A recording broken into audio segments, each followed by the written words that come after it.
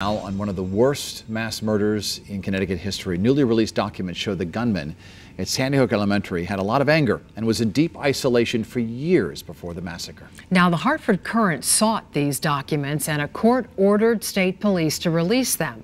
Our chief Capitol reporter Susan Raff has the latest. Susan?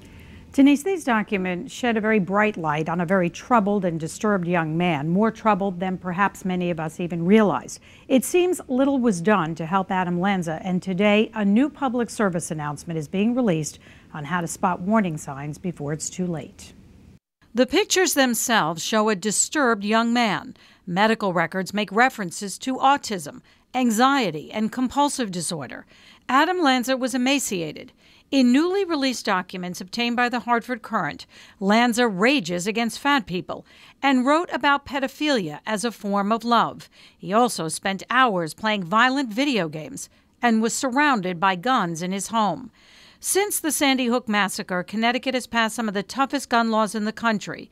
But Mark BARDEN, whose son Daniel was killed on that tragic day, says more needs to be done with mental health. Training people how to address social isolation and how to know the signs, and giving students the tools to take those next steps to get somebody connected to the help or services they need.